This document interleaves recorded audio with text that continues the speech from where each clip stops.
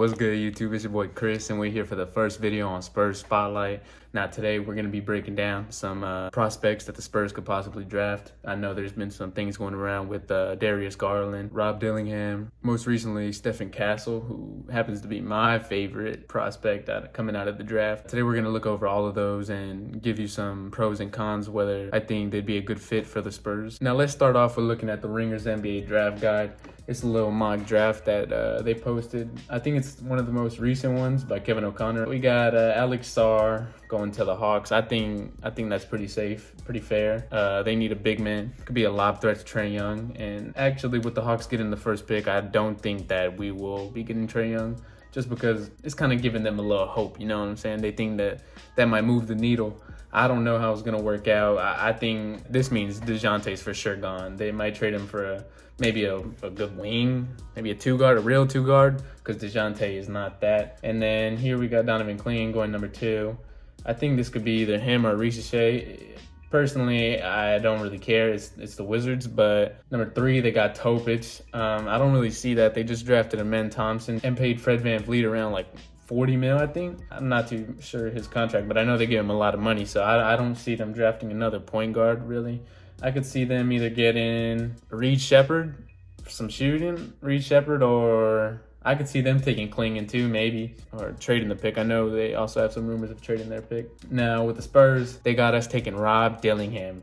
I really do like Rob Dillingham. I just think that Stephen Castle is a little better of a fit. I'm pretty high on Dillingham too. I do think he has all-star potential. He could be that Tyrese Maxey or the Tyrese Maxey. We're going to skip over these and see who they got us taking with our 8th pick. The Cody Williams. I also like Cody Williams, raw wing.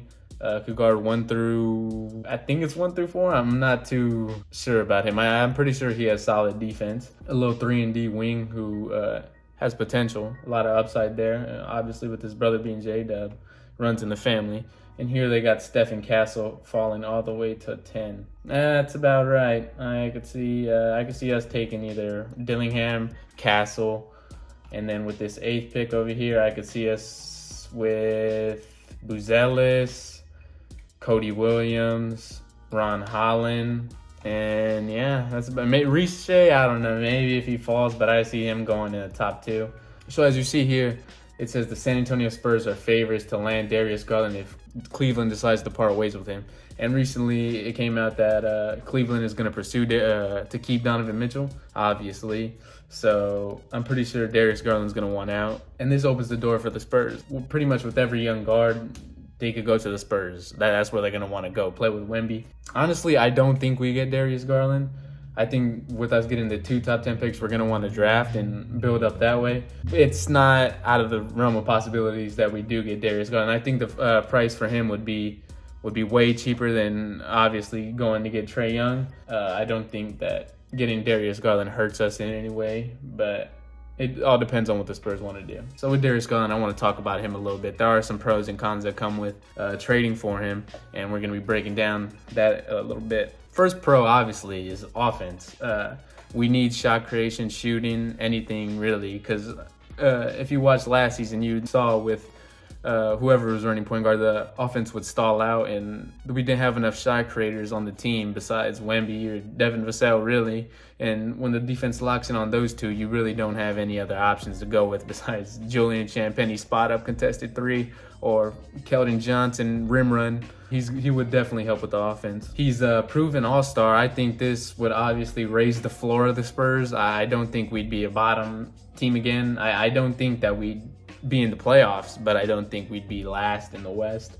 I do think we'd be more of a play-in team, and I think that goes for whoever the Spurs get this offseason, that we're going to be a play-in team. I don't think that they're going to swing for the fences and try to go win a championship this next season, even though it has been a little controversial on the Spurs what they should do. I think it's best if we just play it patient and let the team grow. Next, he would fill the point guard void. Obviously, we don't have a point guard. We have a backup in Trey Jones and developing guard in Blake Wesley, but we don't have that solidified point guard that can facilitate the offense and also score when needed.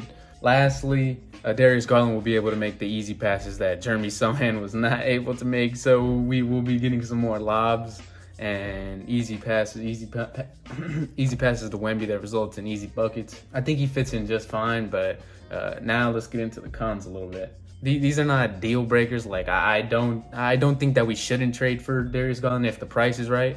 These are just cons that I just gotta, you know what I'm saying? I just gotta let him know. He will be 25 next season. You're choosing a 25-year-old over 19. You can see the ceiling kind of get lowered a little bit. Nothing crazy, but he is a little older compared to someone you would draft. He's not the greatest defender. He's not gonna lock anyone down. I don't even think he's a good defender at that. I think he's a serviceable. I don't know if he's a liability or not. I haven't watched too many Cavs games strictly on the Spurs, but yeah, I don't think he's a good defender. Next, he's coming off a down season. I don't think this is nothing crazy. Obviously, he has to share the ball with Darius Garland now, and so that's going to take away from some of his numbers, but that's just something to be aware of. His morale is down a little bit. You don't want to trade for Ben Simmons. You know, he's going to fall off a cliff. No, I'm just kidding, but it's just something to note. He's coming off a down season. Next, we will have to trade for him.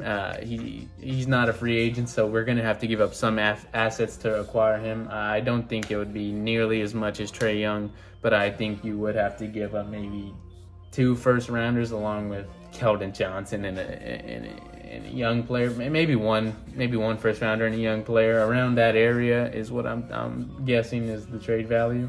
And if we trade for Darius Garland, this would mean that I don't think we draft a point guard. Obviously, we have Darius Garland and Trey Jones. You also have Blake Wesley. I don't know what's going to happen with him. Yeah, you don't draft a point guard if you trade for Darius Garland. On to Stephen Castle. It has come out recently that the Spurs are big fans of Stephen Castle. Me, personally, I am too. I've been loving some Stephen Castle recently. I've been looking into his game more because I didn't know too much about him. I think he's going to come in as one of the best defenders on the team already, and he's obviously shown that at UConn. When he's an athlete, he comes in and defends at a high level. He's going to give you effort, and he kind of reminds me of Derek White. I think that's why I like him so much. He has that defense.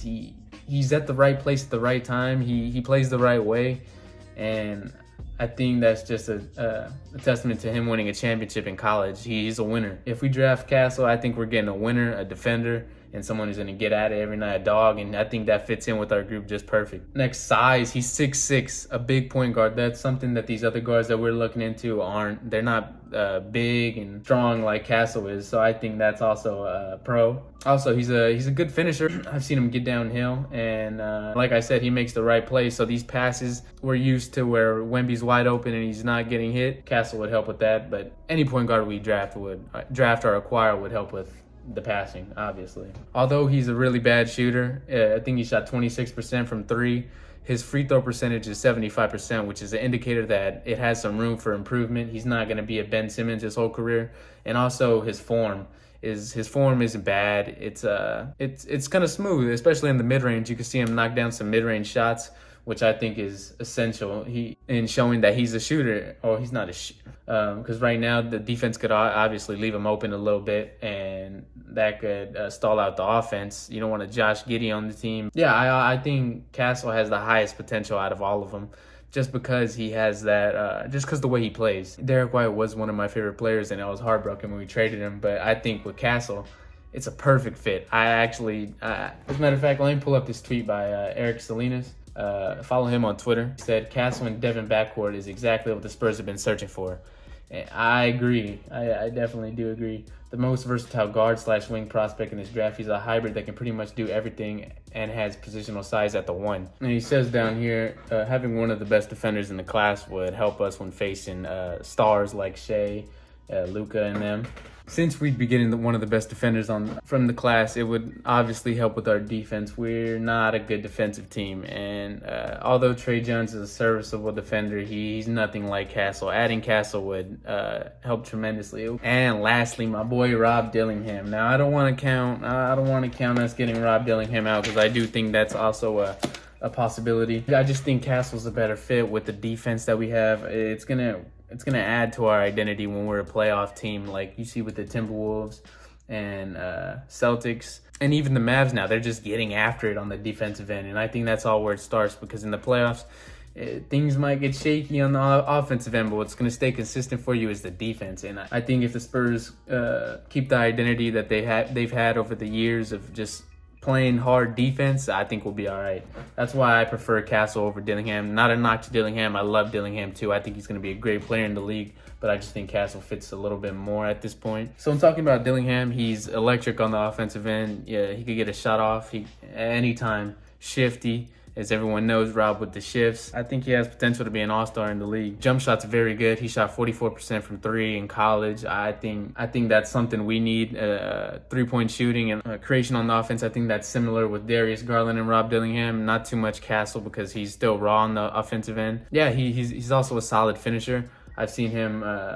There's the one clip that stands out for me. I think it was either against Tennessee or LSU. I'm pretty sure it was LSU where it was the and one where he right here got caught in the middle of two big men, pause, no diddy, and still finished on the other end. I think that was a game where he also hit the game-winning shot until it was not the game-winning shot, if you know what I mean. He hit a shot on the other end. They came back down and gamed it. A solid flow game. I think if he develops that consistent flutter, that'd be an unstoppable pick and roll with Wemby. As you can also see, Trae Young does that a lot, where he just gets in the lane and they have to choose. You want to stop the lob with Wemby, or are you going to give him the easy flow? Speaking on the cons, I think most of his cons come from the defensive end. He can sometimes look a little lost out there, and he's even said it himself. When he knows the game plan, he can engage a little bit better, but for the most part, you're not looking for him to get stops. And I think since we do have a generational defender like Wemby, that he's going to be able to cover up some of these flaws that are seen with Rob Dillingham. However, if you have Stephen Castle, that just adds to the insane defense. You got Vassell, who's a good team defender. You got Sohan, who's I think he's a pretty elite defender when he's guarding his position, not out of position. And Wemby, I think he has potential to go down as one of the greatest defenders of all time, if not the greatest defender of all time. So, y'all let me know what y'all boys think. That'll be it for today, and we're going to have some more consistent bangers coming for y'all, so leave a like, comment down below what you want me to go over, send things my way. Follow me on Twitter, CH4I2. I'll put that on the screen right here, and yeah, let me know if you liked the video, and subscribe. I'll catch y'all boys later.